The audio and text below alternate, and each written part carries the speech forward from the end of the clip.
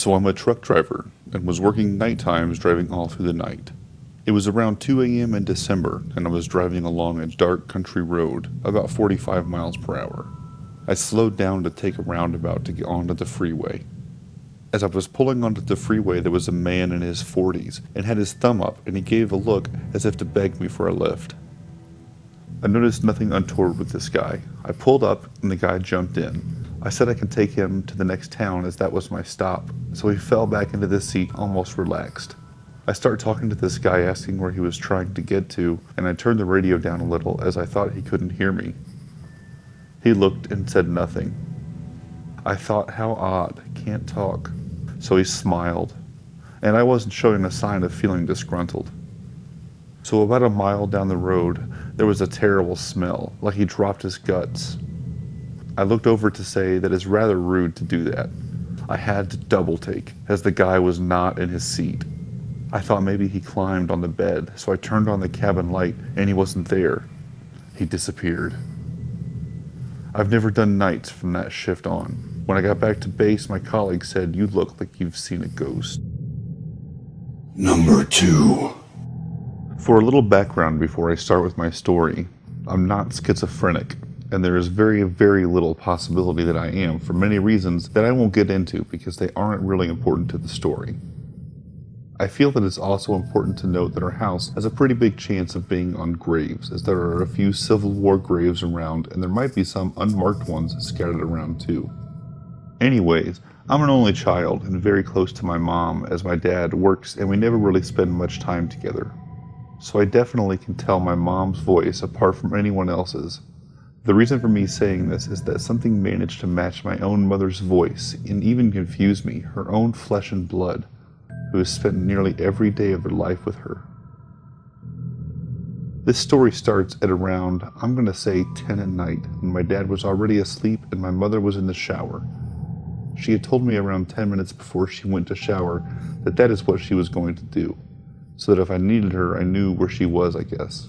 She's just always told me where she was going to be, even if it was just on the other side of the house and not far from my own room.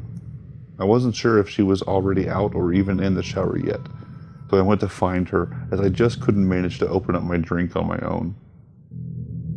With the way our house is set up, I have to walk through our living room to get to her and my dad's room, where their bathroom is off to the side. Our couch is this huge sectional thing and takes up most of the living room, so I have to walk around it very close to the back of it. As I walked past it, I swear on my life, I heard my own mother's angry voice call out to me from the couch and say, "What do you want?" It took me by surprise, as she has never talked to me that way. If she has, I don't remember it. It sounded like she hated my guts in the tone of voice that she spoke in, like I was some burden she just wanted rid of. I kind of shrugged off the tone, thinking maybe she just didn't realize how it came out. I looked over the back of the couch, thinking maybe I just hadn't seen her, and she was laying down, covered up by her blanket to the point of being barely visible. It was also very dark in the living room, with the only light coming from the TV. I remember asking, "Where are you?" thinking it was still the woman who gave me life, the woman I've never really gone a day without seeing or talking to. It didn't even take me a second after I spoke to realize my mom wasn't there, or anywhere close enough to me to talk to me without screaming out the conversation. Like a switch flipped, I bolted off to my room and shut the door, locking it behind me. I didn't move from my bed until my mom knocked maybe 30 minutes later to say she was going to bed. When I told her my story of the other mother, she didn't seem to believe me and just told me it was probably the TV. But I know what I heard. There was no way it was the TV. The volume wasn't high enough to make it sound like someone was right beside me. It might just be me, but I don't think the other mother is very friendly or likes me very much. Number 3. I was hesitant to talk about this at first, because I just thought it was so ridiculous. But now I'm not so sure.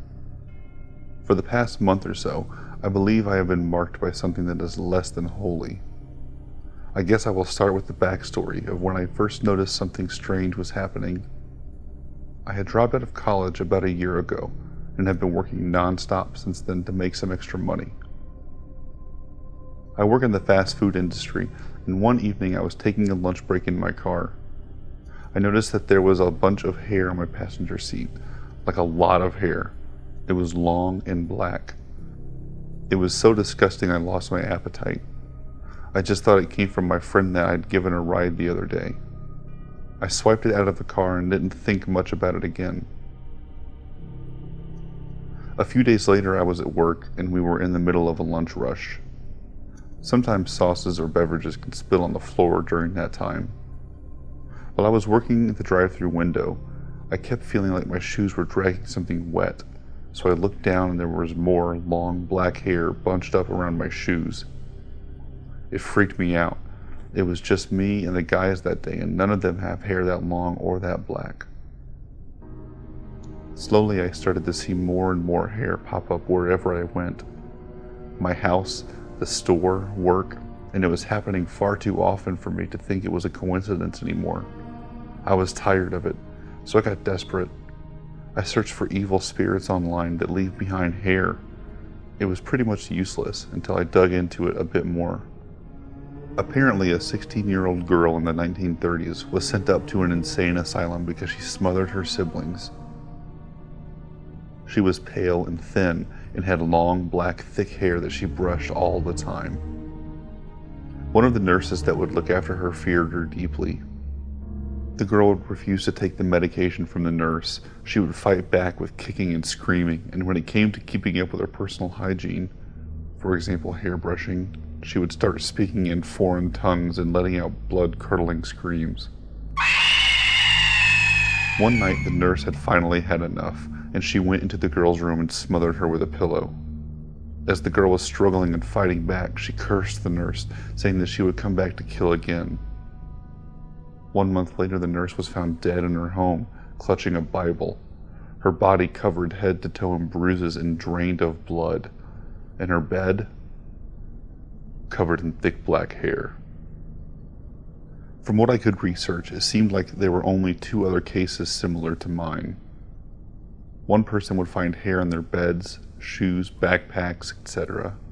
They think this is her way of marking her victims. By connecting my story to others, the one thing we all have in common is a heightened sense of stress and anxiety in our lives before we start to notice the hair. It could be the stress that she feeds on, but I don't know.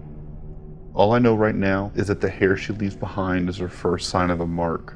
What comes next, I don't know if there is anyone alive to speak on that. I've been in contact with the 2 other people who have been marked by the girl. We have been connecting any similarities that we have in our lives that led up to the point of us recognizing all the hair. Besides the similarities of increased stress in our lives, we did find out something really scary.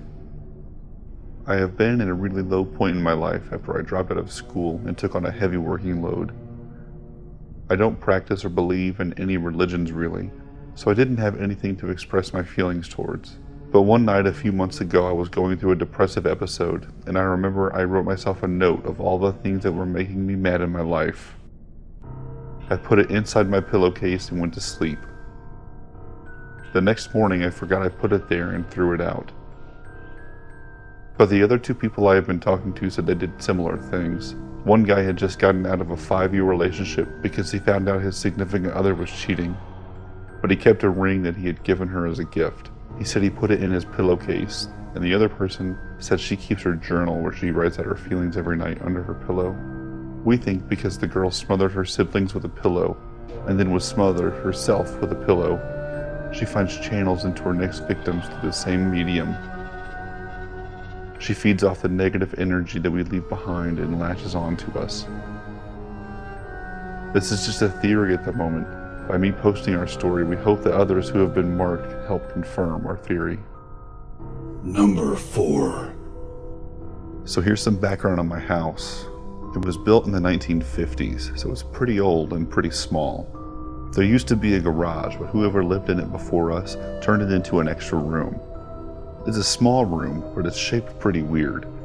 It's like a long rectangle shape. Anyways, I'll be discussing this room a lot in this story. We moved to this house when I was 4 or 5. I don't really know. I'm now 14. Over the years, little things have happened, but they all have happened near or in the garage room. My cousin used to live with us and she stayed in that room. She constantly complained about having vivid nightmares, but we all just brushed it off. Me, I never wanted to be in that room ever. I knew there was something back there, so I never went in, but the few times I did, I felt something bad in there, or things would happen to me. One night, my mom was clearing out the closet, so I was back there talking to her.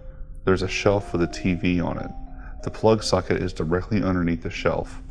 I was sitting on the floor talking to my mom, and I see out of the corner of my eye the plug and cord get ripped out of the socket. My mom saw it too. She brushed it off and said, "Don't worry, God is protecting us."